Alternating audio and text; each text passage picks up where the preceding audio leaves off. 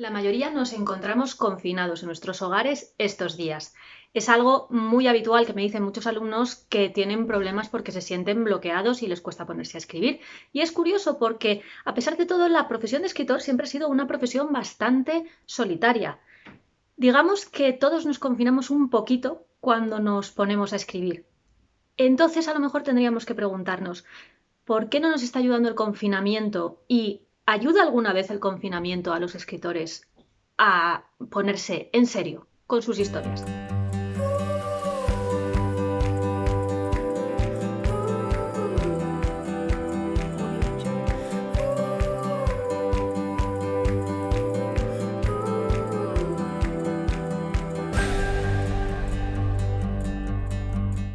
Para ayudarte un poquito con esta historia del confinamiento, además de los consejos que ya dimos sobre cómo vencer el bloqueo durante estos días, hemos encontrado 5 ejemplos diferentes de confinamientos en los que los escritores lograron sacar adelante grandes obras. Empezamos. Y empezamos con Fyodor Dostoyevsky. Dostoyevsky tuvo en un momento un problema terrible. Fue allá por 1866. Se había comprometido con su editor a entregar la siguiente obra que tenía en mente o que debía tener en mente el 1 de noviembre de ese año.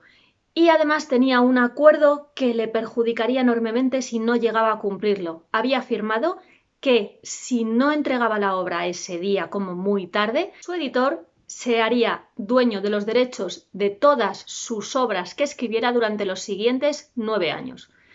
Y se acercaba la fecha límite y Dostoyevsky seguía que no era capaz de mantener esa disciplina y ponerse a escribir en serio. ¿Y qué hizo? A comienzos de octubre puso un anuncio diciendo que buscaba a una secretaria que le ayudase y que tuviese dedicación absoluta y a tiempo completo. ¿En qué consistía esta dedicación absoluta y a tiempo completo?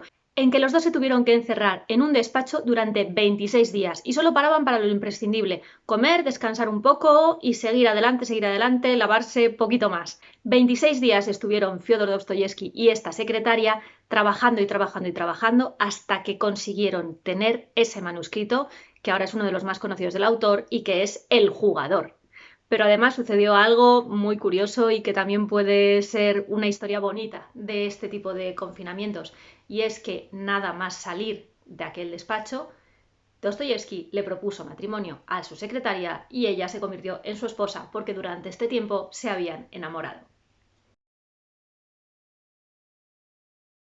El siguiente ejemplo del que te quiero hablar es Mijael Ende. Ya sabes que es uno de mis escritores favoritos y que una de sus grandes obras, posiblemente la más conocida junto con Momo, es La historia interminable. Bien, Mijael Ende pasó por un proceso de bloqueo mientras estaba escribiendo esta obra que resultó además muy complicado. Si conoces un poco el libro o si te suena un poquito el argumento, sobre todo si lo has leído, recordarás que hay una parte en la que Bastian está en el mundo real y en la otra está en fantasía.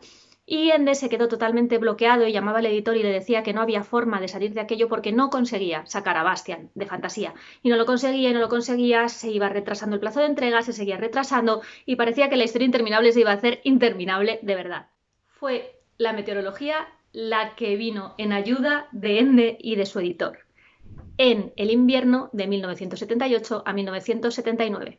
En este invierno cayó una enorme nevada, un temporal terriblemente frío en la zona donde vivía Mijael Ende, y esto hizo que se quedase aislado. Incluso se le obstruyeron las tuberías de su casa. No podía hacer prácticamente nada. Ende se refugió en un montonazo de mantas y se puso a trabajar en el final de la historia interminable. Trabajó y trabajó y trabajó y trabajó, siempre acurrucado en esas mantas y me imagino que seguramente bebiendo un montón de café caliente y caldos y comida de cuchara, y por fin consiguió terminar el borrador de la historia interminable.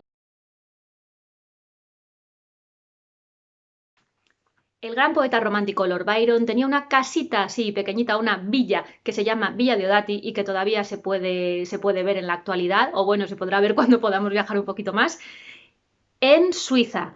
Lord Byron invitaba de vez en cuando a gente a esta villa y acogió en 1816 a un grupo de artistas que espero que alguno te suene. En primer lugar estaba con él su médico, John William Polidori, del que hablaremos también como escritor. Estaba también Claire Clairmont, que era una de sus amantes, pero que además era medio hermana de Mary Shelley, que era la pareja de Percy Shelley, el poeta. Y Mary Shelley, si no te suena, te voy a dar un capón, pero ahora te voy a explicar quién era. 1816 fue un año muy especial en cuanto al tiempo y fue así por dos razones. Fue el año al que se conoció como el año sin verano. ¿Y por qué sucedió esto? Lo primero que sucedió fue que se había producido una tremenda erupción volcánica en el monte Tambora. Fue una erupción volcánica tan bestia que llenó el cielo de partículas en suspensión. Estas partículas lo que hacían era reflejar la luz solar a través de lo que se llama el efecto albedo y hacer que llegase menos luz hasta nosotros, es decir, se reflejaba más hacia arriba. Un poco para que te hagas una idea como ese efecto que sucede cuando la luz del sol se refleja en la nieve y te puedes quemar, pues imagina que en lugar de ser en la nieve es por encima de nuestras cabezas. Además de esto, claro, esto evidentemente hizo que descendiera mucho la temperatura porque llegaba menos luz, pero además de eso se produjo un periodo de especial baja actividad del Sol y por eso a este año lo llamaron el año sin verano, porque el verano no fue algo verdaderamente notable. Además a todo esto, cuando ellos estaban reunidos en primavera en Villa Diodati y estos artistas, lo que les sucedió fue que encima hacía un tiempo horrible y no dejaba de llover. Y sucedió una noche de mayo que Lord Byron, harto de que lloviera fuera y seguramente ya estaban muy aburridos todos, retó a sus invitados a que escribieran la historia de fantasmas o de terror más espeluznante que se les ocurriera. Y de este reto salieron varias historias. Lord Byron y Percy Shelley empezaron obras, pero no llegaron a terminarlas. Sin embargo, John William Polidori escribió la obra El vampiro, que es la obra donde empieza el vampiro romántico como lo conocemos y de hecho es una de las grandes inspiraciones de Drácula, de Bram Stoker, digamos que es un precedente. Pero no solo eso, Mary Shelley, que como te decía es alguien que creo que deberías conocer, escribió Frankenstein o El moderno Prometeo, la primera obra de ciencia ficción que tenemos en nuestra literatura. Creo que todos sabemos que Oscar Wilde era un verdadero personaje, que no tenía pelos en la lengua, que tuvo muchos problemas. Y de hecho, este problema es precisamente uno que en la actualidad creemos que no le habría sucedido, o al menos en donde él vivía. Bien, Oscar Wilde estaba enamorado de un jovencito de la nobleza, cuyo padre veía muy mal la relación que tenían entre ellos. Llegó a tal punto que se enfrentaron padre e hijo, Oscar Wilde intentó, por cómo estaba intentando difamarle el padre de su pareja, intentó incluso llevarle a juicio por esto, pero digamos que le salió el tiro por la culata. Y lo que sucedió fue que Oscar Wilde acabó en la cárcel por el entonces delito de sodomía.